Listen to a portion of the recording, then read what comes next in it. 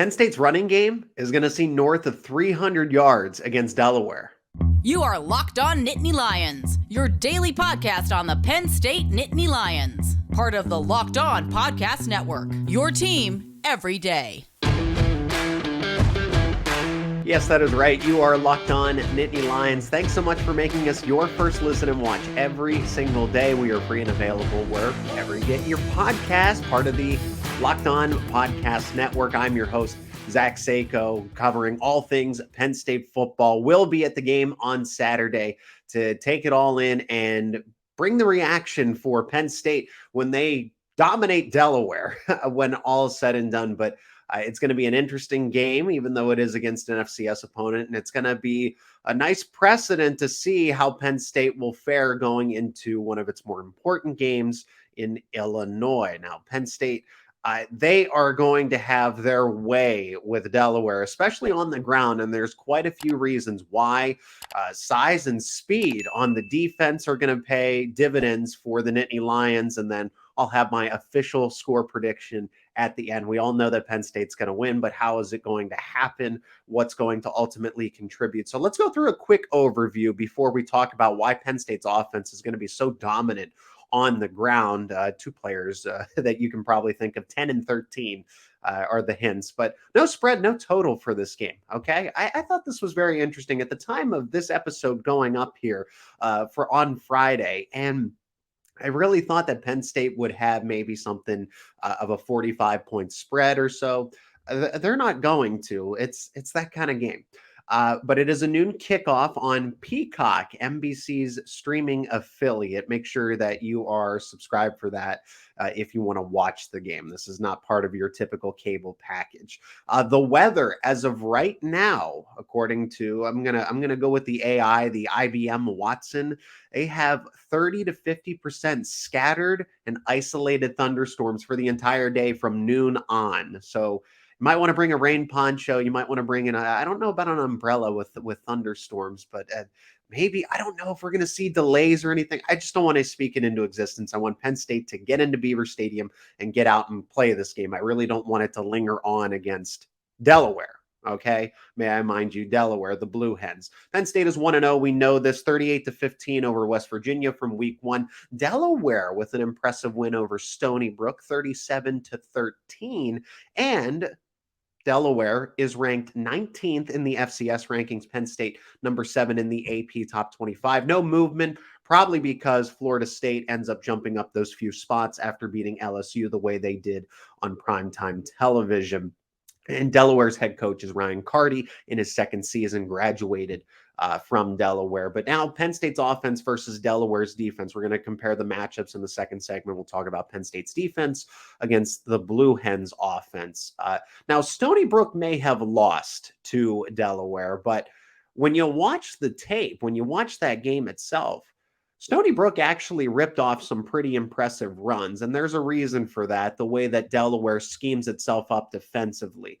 But from Penn State's point of view, when you have Nicholas Singleton and Katron Allen, it's going to be pretty easy. Now, for the Nittany Lions, Singleton had 13 carries, 70 yards, 1 touchdown, and everybody's takeaway, and then Katron Allen to that effect too, 10 carries, 51 yards, no touchdowns for Katron Allen. Oh, the running game's washed, or it just didn't have it. Should have had its way with West Virginia. West Virginia was playing cover 0. They stacked the box. They dared Drew Aller to beat them, and he did. So that was a Drew Aller type of game. For Delaware, the way that they schemed themselves up, I mean, I'll be honest, right? I thought that Penn State, I was very confident that Singleton and Allen would have 100 yards each against West Virginia. This time, I can confidently say that against Delaware because there will be more opportunities on the ground because of the weather, because of the way that Delaware plays defense. Delaware plays a 3-3-5. That's 3 down defensive linemen, 3 linebackers, and 5 defensive backs. Okay. This is a situational opportunity for Penn State to be very effective on the ground with the talent they have at running back and then the size at the offensive line. But West Virginia playing its traditional 4-3 defense, you stack the box with more players. For Delaware, because of the way that they run defense, they run a spread offense. and they run a spread defense. It's because of the way that they play FCS football. So it matches the style of football that they're playing against, that they're playing for, and that they're playing against. And for Penn State, I mean, this just benefits them, okay? It's really it. So yes, Delaware will shift some more guys into the box, but that's where size comes into play, okay? Penn State has been running already. We saw it, okay? We talked about it on previous episodes. The everydayers know this. I really appreciate you being an everydayer because you've been able to follow along this Penn State storyline. But Penn State is running more 12 personnel, and we saw a little bit of the 22 personnel, meaning that there are 2 tight ends, and then there are 2 running backs to go along with those 2 tight ends, okay? Theo Johnson and Tyler Warren are on the field a lot. They're going away from 3 wide receiver packages. Now, we've seen that, but you're going to see a lot more 12 personnel. You're probably going to see some 22 personnel against the likes of Delaware because it benefits Penn State in this situation, okay?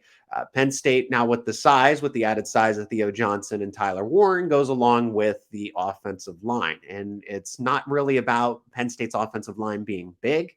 It's about the front 3 for Delaware. It's a size nightmare for the Blue Hens, okay? Delaware's 3 down defensive linemen, I'll give you their weight totals here. 264, 277, and 262. Okay, that's not very big, all right? It's going to be a struggle for those 3 down defensive linemen.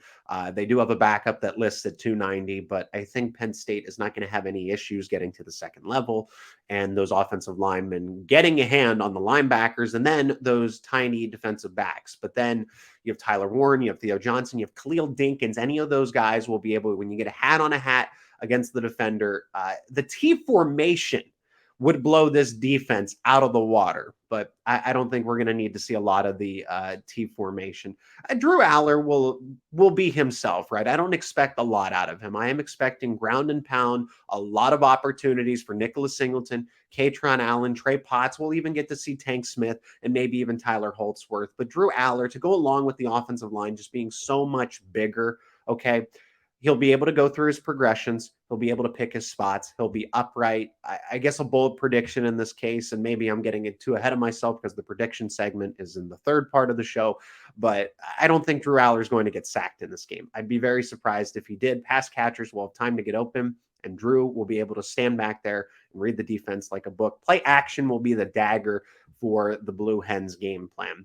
As for the tight ends, we'll go back to them for a second. They had a quiet game against West Virginia. I thought they were going to have a big day, and I addressed that in the previous episode. But since there was a lot of cover zero, the tight ends had to stay in the block, okay? They're going to have opportunities to go out and catch passes. It could be any of them. It could be Johnson. It could be Warren. It could be Khalil Dinkins. It could be Jerry Cross. So really any of those guys could benefit from the game against the Blue Hens. And the backup offense will be in by the fourth quarter. Okay, so last year against Ohio, we saw Drew Aller come in right out of the gate to start the second half, or very close to it at the point of kickoff. And you want Drew Aller to continue to get the reps. So I don't want to see him out of the game really early. I'd like to see him play all the way until the start of the fourth quarter. Then Bo Pribula can take over, because that offense still needs to make sure that they mesh, that they gel, because Big Ten football opens up the following Saturday on the road, I might add. Illinois is a respectable team with a respectable coach. Okay, so keep that offense out there, that first team offense. Let Bo Pribula run things with the first team offense as well, because that second team offense is so run oriented, because Bo Pribula is a mobile quarterback. It looks like a completely different defense. Bo Pribula and that second team offense could have 2 more touchdowns to go along with what Drew Aller and the first stringers will be able to do. So it's obvious the players to watch here are the running backs and the offensive line and the tight ends. Just the size, the speed are going to be too much to handle for the Fighting Blue Hens. Okay, Nicholas Singleton, Katron Allen, that entire offensive line. Any of the tight ends could have a day. It's just there's going to be a little resistance, and part of that has to do with the scheme that Delaware runs. It is Locked On Nittany Lions. Now we're going to talk the defense, and it's going to be interesting because it's not so much the size on the defensive line that is going to benefit. It's actually going to be in the defensive backfield where the size is going to matter. And we'll talk about that in just a moment. But first, let's hear from our sponsor of today's episode, and that is Nutrafol. You don't have to choose anymore between better hair growth and your health. Nutrafol provides that solution, whole body health approach for men that promotes healthier hair. No drugs, no compromises, just better hair. Nutrafol is the #1 dermatologist recommended hair growth supplement, clinically shown to improve your hair growth, visible thickness, and visible scalp coverage. Nutrafol supports healthy hair growth from within by targeting root causes of thinning such as stress, hormones, environment, nutrition, lifestyle, and metabolism through that whole body health. Take the first step to visibly thicker, healthier hair. For a limited time, Nutrafol is offering our listeners $10 off your first month's subscription and free shipping when you go to Nutrafol.com/men and enter promo code LockedOnCollege. That's Nutrafol.com/men and enter promo code LockedOnCollege. And Locked On is amping up college football coverage. College football is back. And each Friday, that includes today when this episode is going up, Locked On will go live from 11 a.m. to 1 p.m. Eastern time on every single Locked On College YouTube channel, Locked On College Football Live. We'll cover college football playoff implications, the conference rivalry games, and go in depth like only Locked On can, including insight and analysis from our stable of Locked On College hosts, covering their team every day. So that'll be right here on this channel too. Find Locked On College live every Friday from 11 a.m. to 1 p.m. Eastern time on any of the Locked On College football channel, any of the Locked On College YouTube channels. You won't want to miss it. Now, Penn State's defense versus Delaware's offense. I like Delaware's offense a lot. I'll give them credit, okay? Ryan Carty brings in a fun system. They had a lot of success last year. They were a team that were not expected to do well, and the offense showed that they belong. And I mean, they're ranked, okay? They put up 37 against Stony Brook. Like, this is an offense that, for what it is worth, at the FCS level is very respectable. And Penn State does have to be aware of that because you don't want to be looking silly against an FCS team. Okay. This is a team that is very dependent on good quarterback play, and you need a lot of wide receivers to do a lot. You have to own your responsibilities as a wide receiver, and you cannot mess up. There are a lot of moving parts in this offense. You will see a lot of 3-4 wide receiver sets, but given the weather, given Penn State is very good in the secondary, it's not going to be a fun day for Delaware. But here's where Penn State's defense does benefit against a matchup like Delaware. Okay. First, their starting quarterback, Ryan O'Connor. Okay. Ryan O'Connor is not very mobile, and there's been a drop off from the previous starter, Nolan Henderson. Nolan Henderson was really good a season ago. Okay. 3-to-1 touchdown to interception ratio, over 3,000 yards passing. And Henderson was second team all conference in the CAA. All right. So far, he looks good, but is he turnover prone, right? 1 touchdown to 2 interceptions against Stony Brook. Penn State's defensive backfield could feast on that. Okay. I think of guys, okay, I know Kalen King, Johnny Dixon, Zach Wheatley. All right. I think number 6 over the free safety spot when Penn State does bring out the multiple safeties to cover those additional wide receivers, because even with the rain, Delaware is going to have to stick to script. They're going to have to stick to the game plan, especially when you're playing from behind. You can only run the ball so much. So there's going to be opportunities for the defensive backs to get their hands on that football. And I like a guy like Zach Wheatley that sits back in zone, is able to just read the eyes of a shaky quarterback. Okay. I respect O'Connor, but he's no Nolan Henderson from a season ago. Delaware fans will be the first to tell you that. So Zach Wheatley just has the chance to read the eyes of the quarterback, dissect what he's going to do, while the cornerbacks are able to be on an island so he can freelance, right? So Kalen King, Johnny Dixon can lock down their mans, and then Zach Wheatley can kind of be that assassin, that freelancer that's able to roam over center field and then make the play, choose his spots where he wants to make a difference. And let's continue with that. The size of the defensive backs is very important, not the speed. Delaware's wide receivers are a little on the smaller side. They're all under 200 pounds. They're shorter. Okay, 5'11", 6 foot, and Penn State has the size to bully them at the line of scrimmage. Okay. That'll go into the defensive line in just a second, but Kalen King, Johnny Dixon, Cam Miller, any of them. How about the safeties? Okay. Jalen Reed, you asked Keaton Ellis to go up to the line of scrimmage. When they press, when they press at the line of scrimmage, those wide receivers aren't able to get off the ball. Okay, they are not able to get into their routes. And then when you have the defensive line, a Manny Diaz blitz happy defense coming after your quarterback, who's not as mobile, might I mention, it opens up opportunities for passes that are thrown errantly, that are thrown into tight coverage mistakenly because you got pressure in your face from Chop Robinson or Adisa Isaac, whatever have you. And yeah, it'll turn into interceptions. But let's go into the defensive line here, okay? The offensive line for Delaware, full of veterans. Okay. This is a veteran laden group. They are actually, I respect the size. I like the size. Everybody's over 300 pounds plus. They even starting left guard is listed at 352.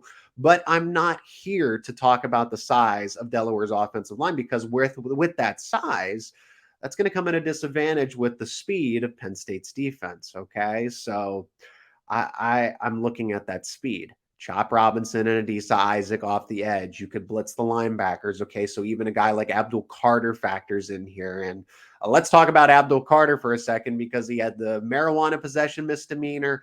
We'll see how much because he was seen at practice, right? He was seen at practice. And I made a mention of this in a notebook that I wrote for HappyValleyInsider.com, Penn State Rivals, that I could see him being suspended for the first half. But that still opens up the door for anybody.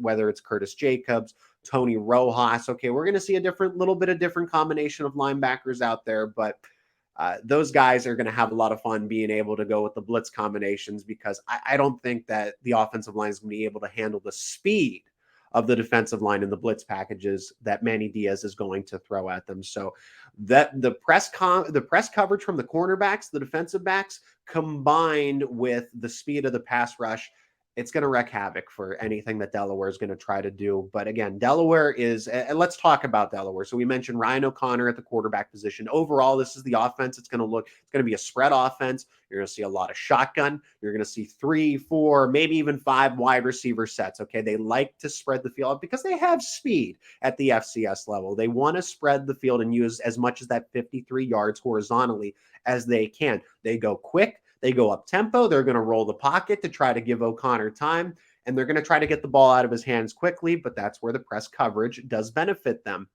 They have 3 running backs that could see the field, that can carry the rock at any time, but know the name Marcus Yearns. Marcus Yearns has excellent vision, a secret 5th gear for FCS level, right? Wide receivers are all talented despite lacking the size. Their 2 top receivers returned from a year ago, Jordan Townsend, Chandler Harvin. Chandler Harvin had 100 yards against Stony Brook. But again, players to watch here, defensive backs and defensive ends for Penn State. And we're going to get to that prediction. Penn State wins, but by how much? Okay, we'll talk about that in just a second. But I want you to know about Gametime. Gametime is the place to go for buying your tickets to your favorite events because it doesn't need to be stressful. Okay, Gametime is fast and easy when you want to buy tickets for any kind of event, whether it's sports, comedy, theater, music, you name it, Gametime has it all. Okay, the Gametime experience, I've used the app and you get flash deals, last second deals for any of those events. All you do is just got to swipe across and it will unlock an extra discount for you on your tickets. And then my favorite feature is actually the view you get to see from the app of where you would sit. So when you're going through the tickets and you want to see your options, you can see the view of the event from your hypothetical seats. Lowest price, event cancellation protection, all of it included. Gametime is the place to get those last second deals. So snag the tickets without the stress with Gametime. Download the Gametime app, create an account, and use promo code LOCKEDONCollege for $20 off your first purchase. Terms apply. Again, create an account, redeem that code LOCKEDONCollege for $20 off. Download Gametime today. Last minute tickets, lowest price guaranteed. Locked On Nittany Lions is your go-to podcast for HappyValleyInsider.com, Penn State Rivals. Check it out. The notebook that I recently wrote, the previews, the predictions for Penn State versus Delaware, and then we'll have coverage. There will be coverage there for Penn State, Illinois, all of it at HappyValleyInsider.com. Become an everydayer. Subscribe to the channel or wherever you get your podcast. Follow along. Let me know in the comments what you think about this game, what the score prediction will be. Let's cut to the chase. Penn State's going to win this game 63-7. Whether it's a rainy day, I know typically on bad weather days, the score gets lower and the clock churns, but because of the defense because that Delaware runs, because Penn State just has the size and the speed advantage, they're going to be able to run all over this Delaware defense. Okay. Poor weather benefits the Nittany Lions because that'll make more opportunities for Penn State to create turnovers. That'll also just, I mean, the ground game and the defense just benefit in general when it is really bad weather. So if rain is going to happen, if there's going to be inclement weather on this game day, Penn State is going to benefit because of it, not in spite of it. Okay. Nicholas Singleton is going to have a 75-yard touchdown. Let's get to kind of the player props here. I just think of it, Penn State starting off a drive. There's a touchback, maybe to start the game right. Maybe even the first play of the game, Delaware kicks it off, and Penn State Nicholas Singleton is gonna break off a 75-yard touchdown right out of the gate, or they punt the ball into the end zone, and they just go from there. There's gonna be a 75+ yard Nicholas Singleton running touchdown. Ground game combines for 300+ yards. Said that at the top of the show that between Singleton, Katron Allen, Trey Potts, you can get to the backups, Tank Smith, Tyler Holtzworth, that these guys are going to have easy sledding when it comes to running the football. Bo Pribula is going to have another rushing touchdown, so now you can factor that in as well to go along. I mean, Penn State might even run for 400 yards in this case, okay? I think 300 is being generous. I think it's on the lower side, but when Bo Pribula comes into the game and he's a run-first quarterback and they have and they're going to have the QB option, Delaware's not going to know what to do. And Bo Pribula still needs to gain that experience as a quarterback himself, running that Penn State offense. And it looks different from what they like to do with Drew Aller.